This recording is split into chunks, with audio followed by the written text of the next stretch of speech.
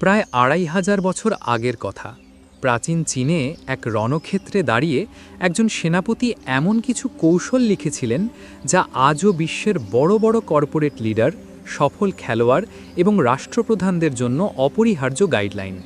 বইটির নাম the art of war, আর লেখক কিংবদন্তি সান ত্জু।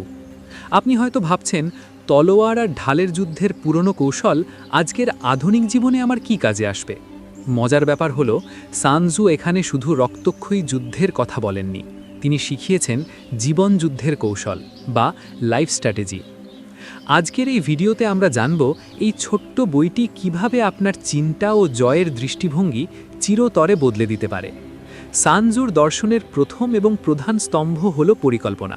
তিনি বলেছেন, বিজয়ী যোদ্ধারা যুদ্ধে যাওয়ার আগেই জয় নিশ্চিত করে, আর পরাজিতরা আগে যুদ্ধে নামে এবং তারপর জয়ের পথ খোঁজে। অর্থাৎ যে কোনো কাজ বা প্রতিযোগিতায় নামার আগে আপনার প্রস্তুতি হতে হবে নিখুঁত। আপনার লক্ষ্য ঠিক আছে কিনা, পারিপার্শ্বিক পরিস্থিতি আপনার অনুকূলে কিনা এবং আপনার দলের শৃঙ্খলা ঠিক আছে কিনা, এই বিষয়গুলো নিশ্চিত না করে মাঠে নামা মানেই হলো পরাজয়কে আলিঙ্গন করা। আবেগ দিয়ে নয়, যুদ্ধ জিততে হয় ঠান্ডা মাথার সুনিপুণ পরিকল্পনার মাধ্যমে। বইটির দ্বিতীয় গুরুত্বপূর্ণ শিক্ষা হল ধোঁকা বা কৌশলের ব্যবহার। সান ত্জুর একটি বিখ্যাত উক্তি হল, যুদ্ধের সমস্ত কৌশলই হল এক ধরনের প্রতারণা। এর মানে এই নয় যে আপনি মানুষের সাথে বেইমানি করবেন। এর গভীর অর্থ হল, আপনি আপনার আসল শক্তি বা দুর্বলতা প্রতিপক্ষকে বুঝতে দেবেন না।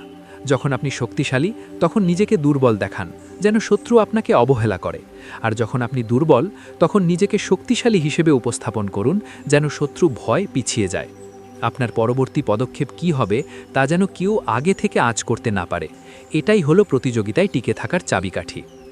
তৃতীয়ত, সান ত্জু বিশ্বাস করতেন, সেরা যোদ্ধা তিনি নন যিনি ১০০টি যুদ্ধে লড়ে ১০০টিতেই জেতেন। সেরা যোদ্ধা বা সেনাপতি তিনিই যিনি বিনা যুদ্ধে শত্রুকে পরাস্ত করতে পারেন। দীর্ঘস্থায়ী সংঘাত বা দ্বন্দ্ব কোনো পক্ষের জন্যই মঙ্গল বয়ে আনে না। তাই রাগ বা ইগোর বশবর্তী হয়ে সরাসরি সংঘাতে না জড়িয়ে বুদ্ধি ও কূটনীতির মাধ্যমে পরিস্থিতি নিজের নিয়ন্ত্রণে আনাই হলো প্রকৃত বিজয়। আজকের জীবনে এর অর্থ হল, অহেতুক তর্ক বা বিবাদের শক্তি নষ্ট না করে কৌশলে সমস্যার সমাধান করা। এই বইয়ের সম্ভবত সবচেয়ে জনপ্রিয় এবং শক্তিশালী শিক্ষাটি হল আত্ম উপলব্ধি।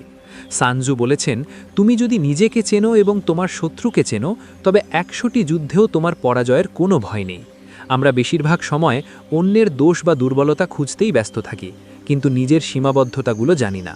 সফল হতে হলে আগে নিজের শক্তি এবং দুর্বলতার জায়গাগুলো নির্মমভাবে চিহ্নিত করতে হবে।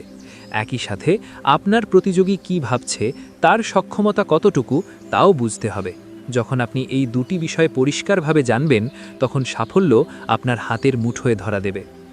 আজ ২৫০০ বছর পরও এই বইটির আবেদন বিন্দুমাত্র কমেনি, বরং এখন এটি বিজনেস ম্যানেজমেন্ট, স্পোর্টস সাইকোলজি এবং ব্যক্তিগত উন্নয়নের বাইবেল হিসেবে ব্যবহৃত হচ্ছে। আধুনিক যুগের তীব্র প্রতিযোগিতামূলক বাজারে টিকে থাকতে হলে কিংবা নিজের ক্যারিয়ারের শীর্ষে পৌঁছতে হলে আপনাকেও সান ত্জুর মতো একজন কৌশলীবিদ হতে হবে। মনে রাখবেন, জীবন একটা দাবা খেলার মতো, যেখানে শুধু শক্তি নয়, সঠিক সময়ে সঠিক চালটাই আপনাকে বিজয়ী করবে। দ্য আর্ট অফ ওয়ার কোনো সাধারণ যুদ্ধের বই নয়, এটি বুদ্ধির লড়াইয়ে জেতার একটি কালজয়ী ম্যানুয়াল।